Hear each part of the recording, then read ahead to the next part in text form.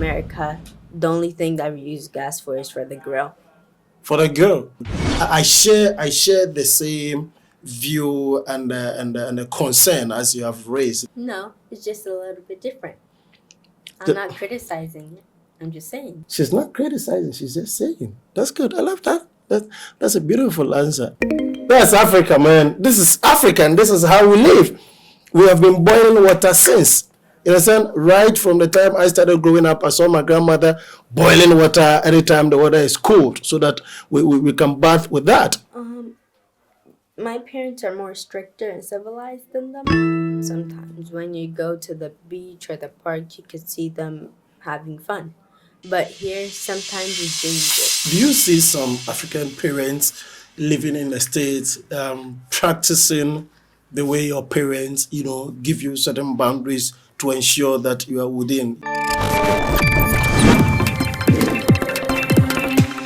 This is Authentic Plus TV, and today we are sure to bring to you a very exciting interview, and I'm sure you're going to really love it.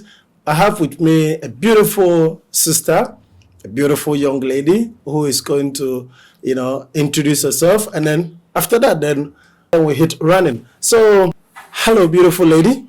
Hello, Yeah, can you give us a brief introduction about yourself? my name is Nana. I'm a Akun Abuajiafa. I am 10 years old. I live in the United States of America, but the state that I live in is Connecticut, and the city that I live in is West Haven.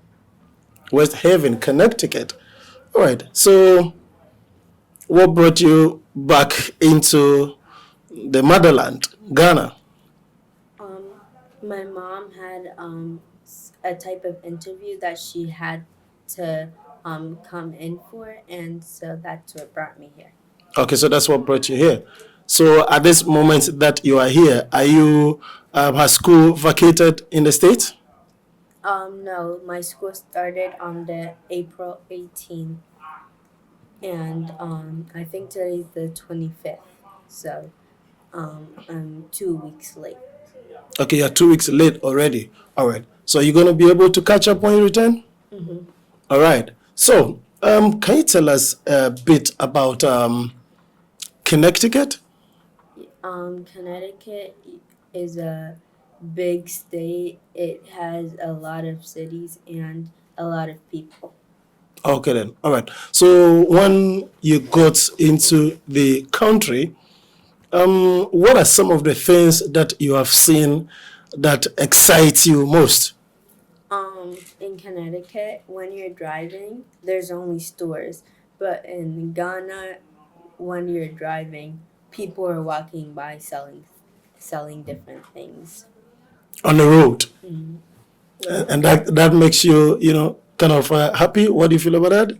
It seems kind of different and exciting at the same time. Okay, different and exciting. So, right now, you've seen that, you compared it to Connecticut, and you see the difference. What other, kind of things that you have seen that probably you want to lay a comparison?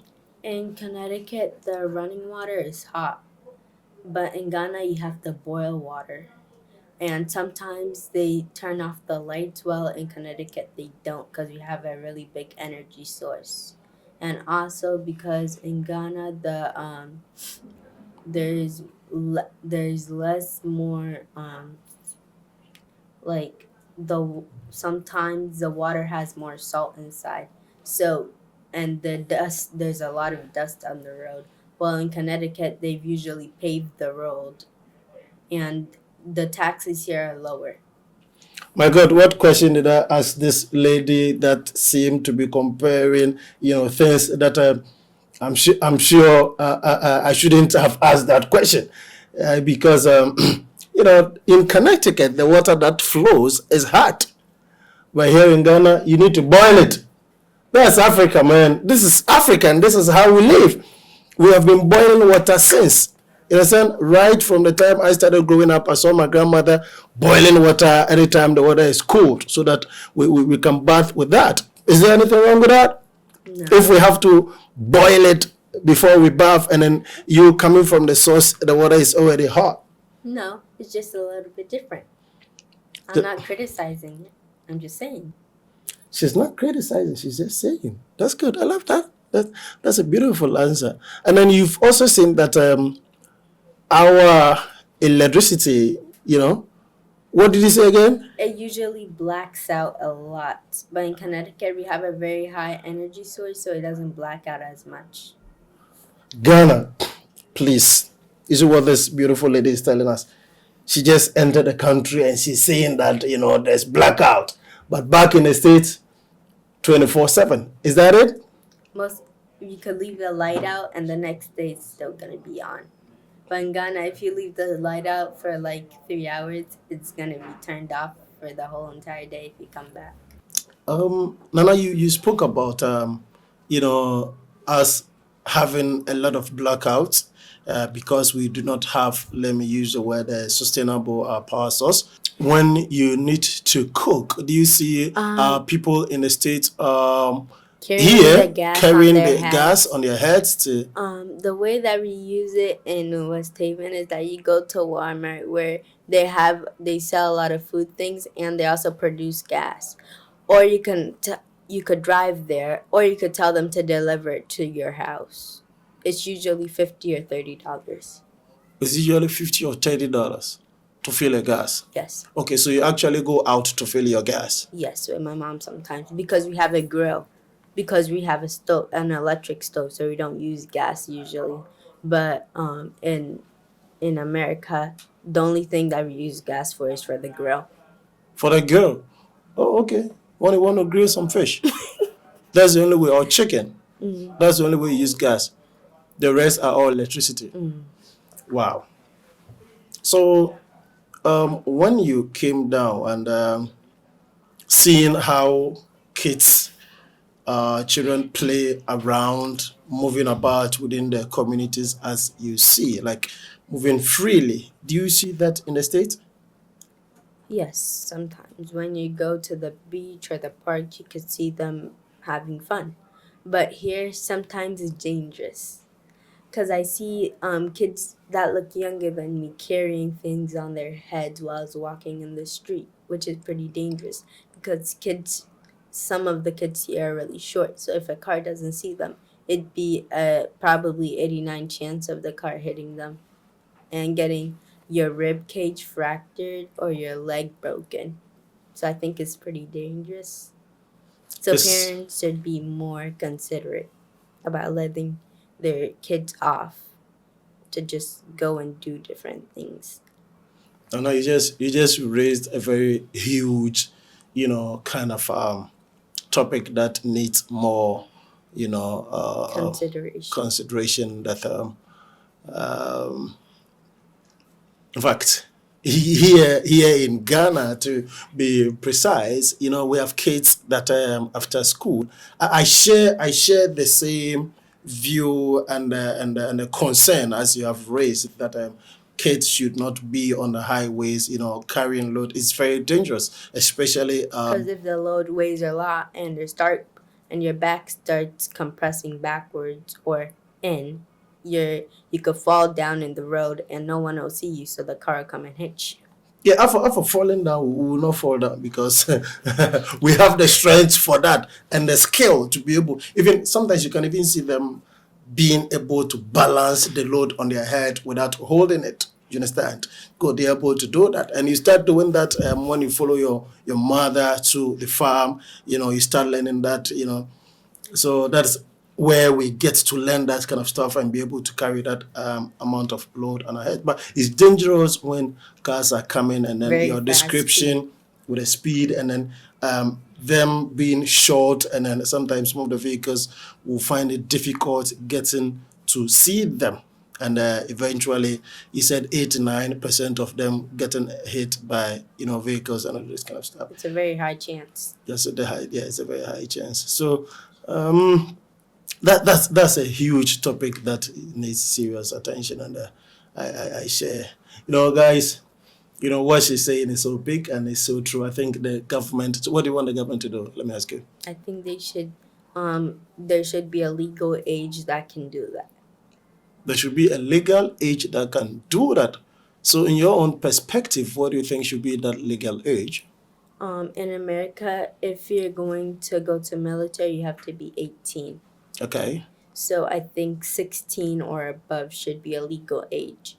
Okay, so you think 16 and above should be a legal age where they would have to be able to be To allowed to hawk on the road or the roadside on the pavement. All right. So, and then again, you also raised an issue to do with roads in Connecticut being paved, and then moving around here, you've seen a lot of places with raised dust dust. The roads very dusty. and So, slippery when it rains because they don't really put down any type of cement that will stop the car from rolling down. so what do you think what should be done? They should put cement on the roads if it rains so no one slips. So Because if no. you slip, it's a dangerous accident. And for taxi cars or trotros, people inside the cars, the windows are open so people couldn't fall out and get hurt. Oh, okay, that's fine. That's fine. So, when you spoke about car hitting them and then them having their rib cages being whatever, like, are you really interested in science-related subjects? You want to find yourself in a health-related, When I was younger, I used to tell my dad and my mom that I wanted to become a gynecologist when I grow up. And my dad sometimes take me to the library, so I have a book even at home right now as we're speaking about science and math. I brought my math book from America to Ghana, so I have a teacher every Wednesday, Thursday, and Friday. He comes to the house and teaches me about science and math. Oh, okay. So that's where your focus is. All right. You see, I was able to, get you on that pedestal because I could read that. So, what else do you want to tell, the Ghana government and Ghanaians in general? What do you want to say to us? You're here in They, Ghana. Tell us. I think your country's a nice country, but you guys have to be more careful about how you guys think about situations. Because sometimes the way you guys make it looks like it's bad, but it's really not that bad. You guys just have to focus on it and just make it a better situation or concept. That's right. That's right. I think I really appreciate that. Now, let me take you back to the States. Which school do you attend? And if you want to share a bit Um, about your school. I started from McCrell Elementary School, and now I'm at Kerrigan Intermediate School. Okay. So, what was the population of your school? What do you do in the school? School in the morning usually go to the cafeteria if you're dropped off, but sometimes my mom lets me take the bus if she isn't feeling well. So sometimes I'm dropped off, and after that you have to go up the staircase because my room is at the top of the. I'm not in the basement. I'm at the top, so I have to go to the top, which is like 4 staircases up. And then after when you enter class in the morning, usually we do a assignment in the morning. And then we do math and then science and then reading. And then we have humanities class, which is about you write a topic or essay about what you do in your life or the things that you want to be fixed. And then after it's like 6 hours and then we leave. Sometimes my teacher gives me homework, but usually if you finish your class assignments early, he won't, which I usually do because I also have I'm part of um, tech, which means technology. It's a very long word. It's for people who are um, I don't want to say something mean, but like are more of the topper in the class, so they take you out of class early. So, you being an African and then having living with your parents in the States and then seeing the Americans like the whites living with their parents, if you want to compare the two, what is there any difference how you are being treated as a child? Um, my parents are more stricter and civilized than them. Like the white parents or the American parents, their children have not that many boundaries, but my parents have a lot of boundaries for me that I shouldn't step over. Most of the white parents let their children have no boundaries, which they could do anything that they want, which I see is wrong because sometimes it turns into juvenile detention or you could become a juvenile delinquent, which is bad for your social records and for school. So I think that it's very nice that our African parents give us boundaries so we don't go out of the line that we should be as kids. All right, that's a beautiful answer. But do you see some African parents living in the States practicing the way your parents, give you certain boundaries to ensure that you are within? Some Some most. Mhm. some African parents, when they stay in America for a very long time, they start getting the act of the white parents because they see them often. But when they start making other African parents who came later, before after they came, they become learning more of the things that they've brought from the country that they come from. That's right. So they start realizing what they're doing wrong and then make the boundaries right again. Oh, okay. So it's always the case where, the Africans, who came in new, and then, Teach to them teach them to remember to that they should remember give their kids their boundaries again. culture, to remember the culture of ensuring that there are limits as to, how far a child can go Go. to be able to become, not to become child delinquent, if I have to borrow your word. So I think, yeah, it's really a good thing. Now, what? Okay, now let's go this way. When you came, you've tasted some, local Ghanaian food here, and if you want to also do that comparison to what you're eating in the States, what would you say to that? In the States, when my mom doesn't feel like cooking, she takes us to restaurants, which tastes a lot different from here. Ghanaian food has is a lot more spicier. They have more rich or tastier compounds in their food. But in America, they use less of the spices, and their food isn't as rich and as tasty as in Ghana. Okay, so Ghana, the food here Is is rich and and tastes different. more good. You But like in you America, because they don't add as much seasonings. okay, so you like it when it's spicy? Is that what you're saying? Oh, really? Because my blood type I got from my dad, he's an AS, and I'm also an AS. And usually AS is like peppery things. Oh, it's like peppery things. Oh, okay, that's fine. I never knew about that. How many of you know about your blood group and the likes? Guys, if I should ask my guys in the studio, I'm sure none of them, nobody, not even Eben, knows, his blood group. All right, so it is what it is, man. And she knows his blood group, and he knows even what to eat.